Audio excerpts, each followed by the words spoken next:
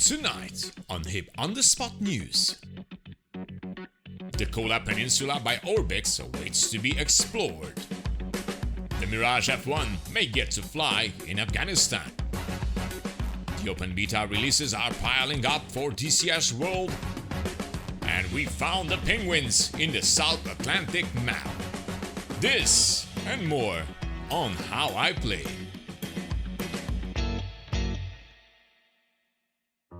Hello virtual pilots, I'm Andre Celesti, and tonight we are going to have a blast in a special edition show with many news to cover from our favorite simulator and game. So after coming back from my annual vacation in Finland, the recent developments were quite overwhelming. DCS 2.7.16 Open Beta arrived on the 21st of July, plus new updates on the 28th and 29th. I wonder if more will come on the 30 and 31 on my birthday. Edie? Anything? Alright. So the big news was the launch of the Mirage F1 by Aegis Engineering. After more than 3 years of active development, the DCS Mirage F1 is now available in early access. The Mirage F1 is an iconic French fighter from the Cold War era. The module offers the unique experience of flying this powerful 1970s Western aircraft in DCS. Although this aircraft is equipped with piloting aids, it requires a skillful hand to fly accurately and maximize its capabilities. As an all-weather interceptor, the Mirage F1 is equipped with a Cyrano 4M radar, multiple air-to-ground modes, and a variety of heat-seeking and radar-guided air-to-air missiles, including the AIM-9J, Matra Air-550 and 530. The Mirage F1 is also a capable air-to-ground platform that can be equipped with a large variety of unguided bombs and rockets. So another early access release, this one quite expected by many DCS enthusiasts. I took a stand from the sidelines and didn't purchase the module at this time, but as a first impression, it left a balanced opinion. Of course, it's possible that in the future I will get to test it, but until then, we will stay in touch with the updates and development of this amazing bird. Just give it a bit of time. When it comes to environments for DCS World, it seems we are getting spoiled every year. It was always discussed that we actually need a North Europe map, especially for the vegan, and as a direct blue-red conflict map, if you know what I mean. Well, it is my pleasure to report that Edie is in collaboration with Orbx Simulation Systems for the development of a new terrain module.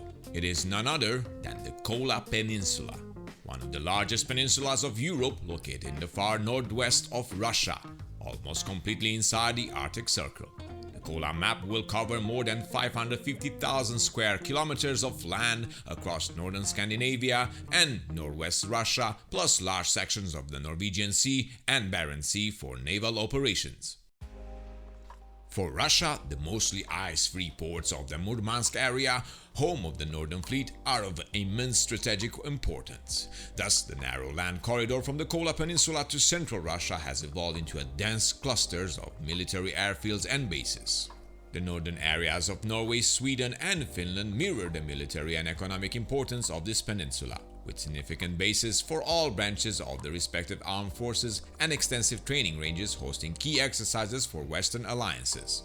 We will have detailed air bases included with the initial release of the Kola Map. They will be modeled in their contemporary configuration. Beyond airfields, many of the important army and naval bases, test ranges, radar and storage sites will be added, as well as the entire road and railroad networks.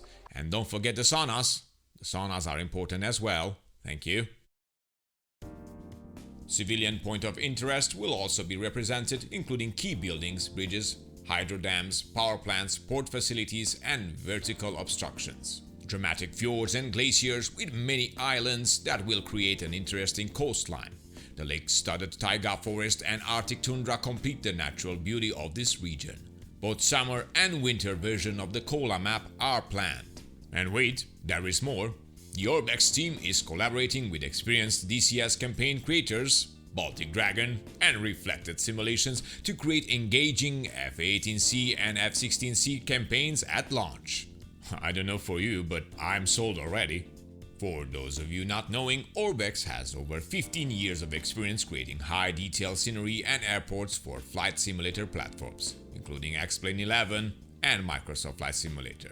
So there are no words to describe how happy I am to hear that EDI is collaborating with Orbx. I hope this is just the beginning of a great partnership, and I personally looking forward to see more projects brought to fruition. Now the only question is, how long? I know, about 2... Nah, I'm not even gonna say it. We will wait patiently to see more information about this map. Meanwhile, do you guys remember this? Well, a user on my favorite groups on Facebook, yeah, I know, Facebook, please don't pick on me because I still use Facebook, thank you. A user posted this picture on the Digital Combat Simulator group. It is the location of the coordinates we got teased by ED, representing Bagram Air Base in Afghanistan. So yeah, when again? We will keep our eyes and ears peeled for this one, don't you worry. Sadly, the picture looks like a fake, but nevertheless, we still know they're cooking something. Next up, let's discuss the new Mission Editor payload window, a new auxiliary panel that has been implemented for individual settings for certain types of World War II weapons, primary settings, bomb fusing. This is the first iteration, and the functionality of the panel will expand to all types of weapons. This includes fuse arming and delay timing.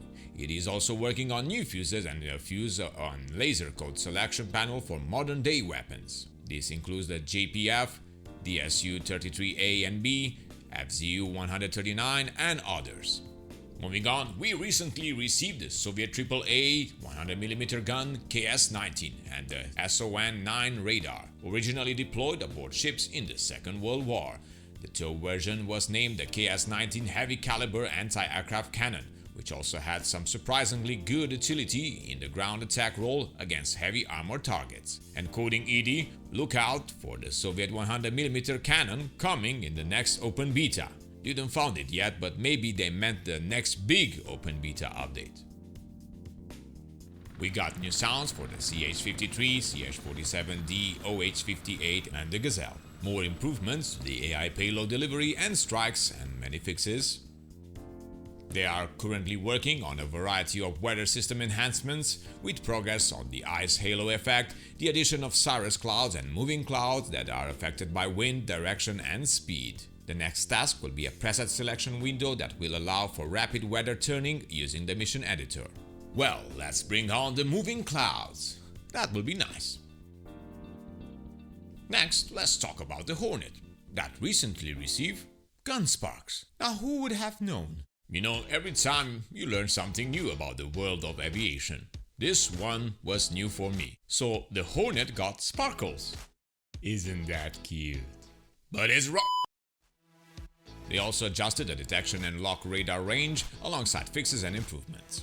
The Viper got sparkles as well. Wait, no. The Viper received the airshow smoke effect. So make sure you draw something nice on the virtual skies. I said something nice. The Viper also received the GFS door animations that will be visible on startup. There are many new additions for the Viper, the B-scan format that will change the display symbology to a standard format with no video map background. It got an adjusted ACL DAD page, the HSD threat ring color change that will become red when threat is within the ring. They also added the ability of the FCR air-to-ground range changing, system automatically going in manual.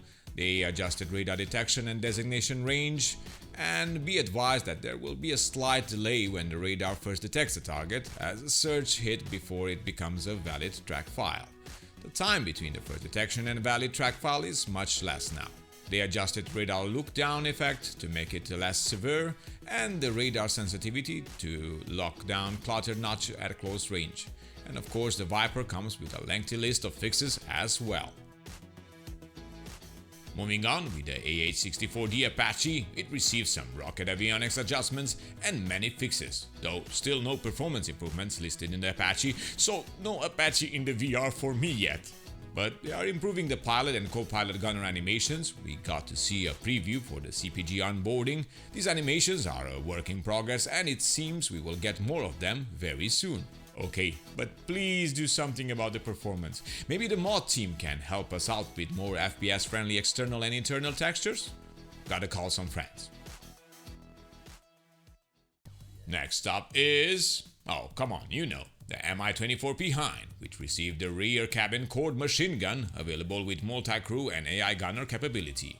Sadly, this function requires a fix, as the door gunner only shoots short bursts at this time rather than long ones. Petrovich, I thought I told you not to give him nothing to drink. But Commandeer, it was his first day. Our own Sergeant Dev Rupesh has tested the door gunner functionality and he says he needs a bit of tweaking. We basically require, what he says, Rambo mode. Meanwhile, me, Petrovich, I received AI target identification system training. Thank you. Very well, and now you can remove mirrors from the cockpit with the third press. And as mentioned before, more improvements to Petrovich. Nice. For the super carrier, the engineers fixed the Stennis radar dish spinning too fast. They were working this morning, quite early. And they updated the 3D model of the airboss room. The A-10C2 tank killer got new cockpit switches sounds alongside some fixes. I need to check them. The Mosquito got fire extinguishers and a payload with the same bombs by type for use in carpet bombing tasks. The F-14 Tomcat received the missing liquid oxygen gauge in front of the pilot's panel. And the Viggen received a completely overhauled landing gear suspension. The ground crew can now be called for ground start, some fixed missing night lightning on rollers, and broken rolls on the canopy frame and attached parts. It also got improvements to the texture seam down the middle of the canopy frame. Now for the South Atlantic map, we got new airfields, new terrain detail maps, which of course are still work in progress, some additional cliffs added around Falkland Islands, and the introduction of vegetation maps in the north of the mainland, new custom beaches around the Falklands Islands, fixed AI taxi collisions at Punta Arenas, new towns and additional AI taxi routes at the Rio Gallegos. But wait, there is more. For the South Atlantic Assets Pack, they added a ski ramp static object for aircraft to practice takeoffs on land, a nodding donkey 3D model, and guess what? We found the penguins! They were there from the start. We found them, thanks to Alaric. Thank you, thank you, thank you. Now, we can enjoy the Falklands Islands. From the 29th of July till the 5th of August, we can grab the DCS World War II Assets Pack for free. Wait, really? No, it cannot be. Free? Come on. Where's the catch? Wait for it. Wait. The World War II Assets Pack for free with the purchase of the DCS channel map from the eShop. Ah, got it. Well, not bad. Not bad at all.